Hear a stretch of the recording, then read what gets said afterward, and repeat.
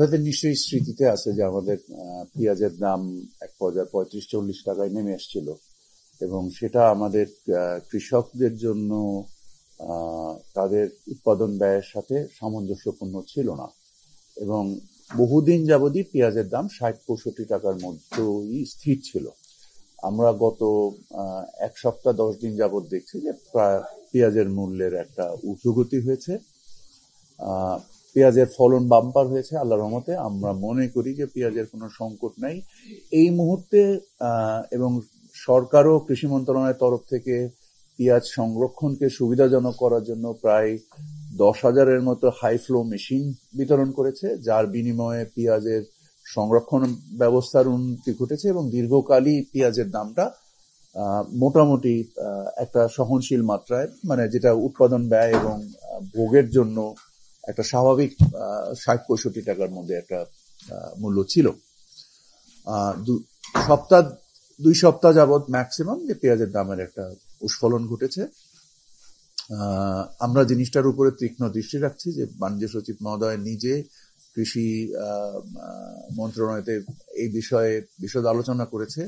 আমাদের কাছে stock of the সিচুয়েশনসে আমরা জানি যে অনেকেই আমদানির জন্য আবেদন করেছে, প্রায় 2800-র মতো আমাদের কাছে আমদানি আবেদন বর্তমানে আমাদের হাতে আছে। আমরা বাজারের উপরে তীক্ষ্ণ দৃষ্টি রাখছি, যদি বাজারের মূল্য আমরা দেখি প্রয়োজন অনুযায়ী না কমে, আমরা এই আমদানি অনুমোদন ইস্যু করে দিব। প্রাণ সসের মাখামাখি টেস্ট নুডলস কে করে তোলে আরো ইয়ামি আরো জোস। প্রাণ সস, সসের বস। আমরা আগামী হয়তোবা 4-5 দিন দেখব। 4-5 দিনের মধ্যে যদি আমরা এই সপ্তাহটার মধ্যে যদি দেখি যে বাজারের মূল্য যথেষ্ট উন্নতি না ঘটে এবং ফলন বাম্পার হয়েছে, এবং সম্ভবত 2 থেকে 3 সপ্তাহের মধ্যে নতুন পেঁয়াজ, মরিকাটা পেঁয়াজ বাজারে আসবে নাকি?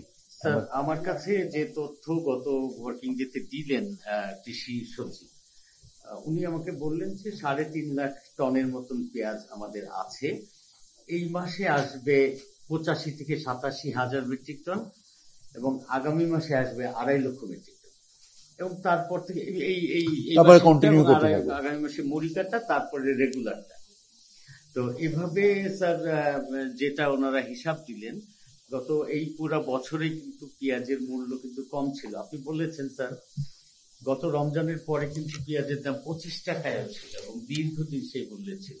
সেটা কিন্তু কস্ট অফ প্রোডাকশন, উৎপাদন ব্যয়ের চেয়ে অনেক কম। সেইটার কারণে বাজারের একটা প্রবৃদ্ধি হওয়ার কথা ছিল, কিন্তু আপনার সরবরাহ স্বাভাবিক ছিল বলে, সংকট ছিল না বলে কিন্তু আপনার ওই যে মূল্যবৃদ্ধি ঘটে নাই।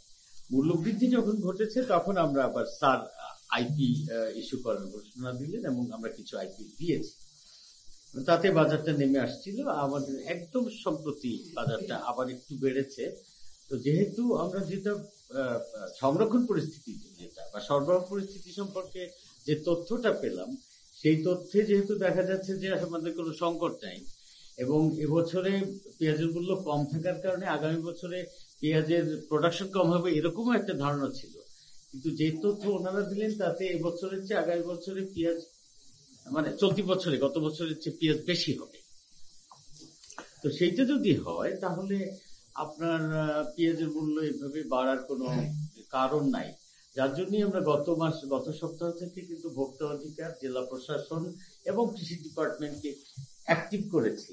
আমরা আশা করছি স্যার যেটা বললেন যে এই সপ্তাহের মধ্যে বাজার নিয়ন্ত্রণে আসবে। যদি না আসে তখন তো স্যার যেভাবে ঘোষণা দিলেন যে আমরা সেক্ষেত্রে একাধিক কারণে পেঁয়াজের মূল্য বৃদ্ধি হয়েছে। মৌসুমের শেষ, আমাদের মানে যে পেঁয়াজটা শেষ মৌসুমে এসছে সেটাও একটু শুকিয়ে ওজনও কমেছে। নিশ্চয়ই আপনারা জানেন, যারা এই হাই ফ্লো মেশিন দিয়ে পেঁয়াজগুলোকে সংরক্ষণ করেছেন তাদেরও ব্যয় রয়েছে, এবং নতুন করে পেঁয়াজ খুব শীঘ্রই উঠতে যাচ্ছে। তো সামগ্রিকভাবে এইটুকু বলতে পারি আমরা যে আমাদের পেঁয়াজের বর্তমান যে মূল্য, আমরা এটাকে দৃষ্টি রাখছি। আমাদের কাছে 2800 আইপির আবেদন আছে। আমরা এই 2800 আইপির যদি 10%ও ছেড়ে দিই, তাহলে বাজারে আমাদের জানা মতে যে আমাদের স্থল বন্দরের ওই পারে প্রচুর পেঁয়াজ মজুদও করা হয়েছে।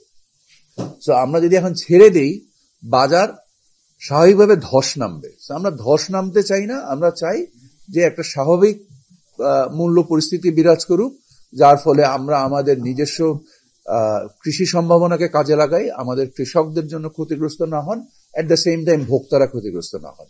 তো সামগ্রিকতার বিচারে আমরা বলবো যে আমরা নজর রাখছি, প্রয়োজনীয় পদক্ষেপ আমরা নিব। আমরা যতক্ষণ মনে করছি যে এটা যদি স্বাভাবিক অবস্থায় ফেরত আসে, আমরা আমদানি অনুমোদন দিব না। আর যদি এই সপ্তাহের মধ্যে স্বাভাবিক অবস্থায় ফেরত না আসে, আমরা আমদানি দিয়ে বাজার ব্যবস্থায়, সরবরাহ ব্যবস্থায় মানে যোগানের উন্নতি ইনশাল্লাহ ঘটাবো। এই সরকার সিদ্ধান্তহীন অবস্থায় বাস করেন না। আপনারা যে জিনিসটা বলছেন দায়টা তো আপনাদের উপরও বর্তায়। আপনারা দেখাই দেন আমাদেরকে যে এই জায়গায় এই সিন্ডিকেশনটা হচ্ছে বা এখানে মানে অনিয়ন্ত্রিত মজুতদারি ঘটছে। আমরা সেখানে আমাদের সরকারের যে সক্ষমতা এবং যে ক্ষমতা আছে সেই ক্ষমতা প্রয়োগ করে সেই জিনিসটাকে ঠিক করে ফেলবে। আপনারা জিনিসটা আমাদেরকে দেখিয়ে দেন। আমার মনে হয় না আমদানি শুল্কের প্রয়োজন ধরার কোনো দরকার আছে।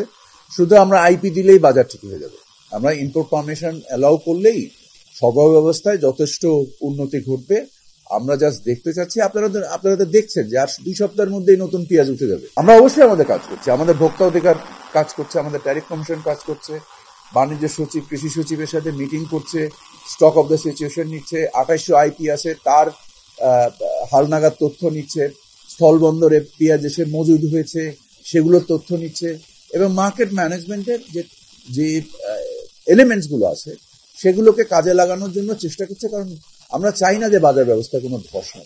আমরা 10,000 হাই ফ্লো মেশিন দিয়েছি। হাই ফ্লো মেশিন দিয়েছি তো পেঁয়াজকে সংরক্ষণ করার জন্য। আপনারা জানেন যে পচনশীল দ্রব্যের যদি আপনি সংরক্ষণ করতে না পারেন, এবং আমাদের যে 35 লাখ টনের এগেনস্টে 40 লাখ টন পেঁয়াজ উৎপাদন হচ্ছে, এর একটা অংশ পেঁয়াজ তো পচে যায়।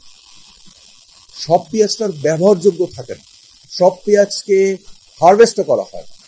তো সামগ্রিকভাবে আমাদের যে সাময়িক একটা সংকট তৈরি হয়েছে, আমি আশা করি অতি শীঘ্রই এই অবস্থাটার উন্নতি করবে ইনশাআল্লাহ।